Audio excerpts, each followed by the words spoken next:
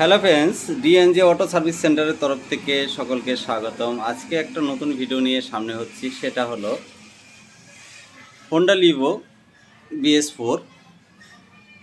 এটা সমস্যা ছিল চেনটা আমরা নতুন ফিট করলাম, পুরোনোটা চেঞ্জ করে সেটা কেটে গেছিলো। আজকে চেন সম্বন্ধে আমরা ধারণা দিব যে চেন নতুন লাগানোর পরে সামনে স্পকেটে আমরা গিরিজ দেই কেন, গিরিজ দিলে কি হয়। সামনে স্পকেটের মেন সেভের ওখানে আমরা গিরিজ এইভাবে সাধারণত দিয়ে থাকি, কেন দিলে কি হয়। আর চেনের ফুল সমস্যার যেগুলো সমস্যা হয় সম্পূর্ণ আমরা জানকারি দেব এই ভিডিওর মাধ্যমে। তো আমরা যখন অনেক সময় দেখা যায় চেন চাকা ঘুরছে, একটা রাউন্ড ঘোরার পরে ক্যাট ক্যাট করে শব্দ হচ্ছে, প্রত্যেক রাউন্ডে ক্যাট ক্যাট করে শব্দ হচ্ছে। সেক্ষেত্রে কি হয়, আমাদের যে চেনের লকগুলো থাকে সেই লকগুলো ক্ষয়ে যায় কিংবা গ্রুপ হয়ে যায়, এই লকটা কিংবা এই পিনটা আধা আটকে থাকে, সেক্ষেত্রে সাউন্ড দেয়। এই সাউন্ড হলে সেক্ষেত্রে এটা খুলে চেঞ্জ করে দেওয়াই ভালো, নচেত সাউন্ড হতে হতে সেটা ভেঙে যায়, চেন ছিঁড়ে যায়। এই চেনটা নতুন ফিট করা হলো, দেখো একদম ফুল টাইট আছে, দুটা স্পকটি চেঞ্জ হলো, চেনটাও চেঞ্জ হলো।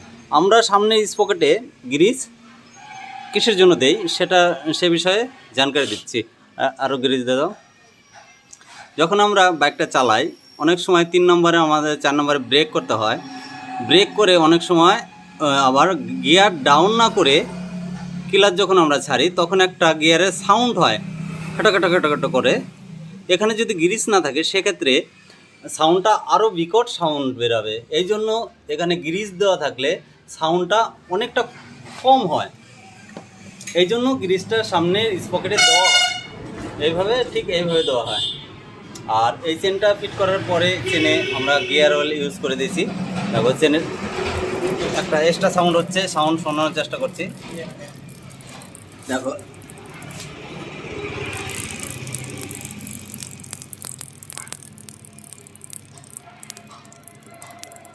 দারুণ একটা সাউন্ড হচ্ছে গিয়ারের অয়েলের। একটা চেন 30-40 হাজার চলবে যদি সঠিকভাবে চেনটাকে করা যায়, সঠিক গিয়ার অয়েল দিয়ে, পুরো মোবাইল না দিয়ে। অনেক সময় আমরা যখন চেন লুজ হয়ে যায় সেক্ষেত্রে আমরা লুজ অবস্থায় চালাই, এই জন্য স্পকেটের ঘাটগুলো বাঁকা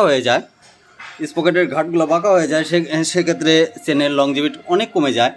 তো চেন সাধারণত একটু লুজ হলেই সেক্ষেত্রে টাইট দেওয়া দরকার। আর একদম ফুল টাইট না করে এখানে আমি দেখাবো চেন কী পরিমাণে টাইট দিতে হয় আর কত লুজ রাখতে হয়। এখানে ফুল ফর্মুলা আমাদের দেওয়া আছে। এটা যদি আমরা এইভাবে যদি করি তাহলে একটা চেন 40 থেকে 50 হাজার কিলোমিটারও কিছু হবে না। এখানে দেওয়া আছে 30 mm 1/4 ইঞ্চি ফ্রি প্লে, 1/4 ইঞ্চি ফ্রি প্লে রাখতে হবে চেনটাকে। এই দেখানোর চেষ্টা করছি, এই যে ফ্রিটা আছে এই ফ্রিটা রাখতে হবে। কারণ বাইকে আমরা সাধারণত 2-3জন চেপে থাকি, সেক্ষেত্রে যদি এই ফ্রিটা না রাখা হয় সেক্ষেত্রে ফুল টাইট হয়ে যাবে, সেক্ষেত্রে চাকাটা এইভাবে ফ্রি ঘুরবে না, তখন লোড অবস্থা মানে চেনে একটা ব্রেকের মতন হয়ে থাকবে, গাড়িটা ভার টানবে, সেক্ষেত্রে চেনটাও লংজিভিটি কমে যাবে। এই জন্য 30 mm কিংবা 1/4 ইঞ্চি ফ্রি প্লে রাখতে হবে চেনটাকে। আর সঠিকভাবে লুজ হলে, এর থেকে বেশি লুজ হয়ে গেলে সেক্ষেত্রে টাইট দিয়ে রাখতে হবে। আর প্রত্যেকবার টাইট দেওয়ার সময় যেন গিয়ার অয়েল অবশ্যই আমাদের দিতে হবে, সেক্ষেত্রে চেনটা লংজিভিটি হবে। চলো আবার নতুন ভিডিও নিয়ে আগামীতে হাজির হব। বাই, ভালো থাকো।